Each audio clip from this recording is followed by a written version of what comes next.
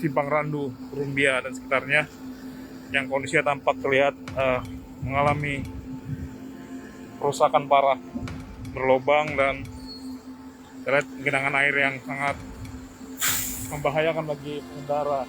Ruas jalan provinsi di Lampung Tengah antara Kecamatan Seputih Banyak, Rumbia, Lampung Tengah kondisinya rusak parah.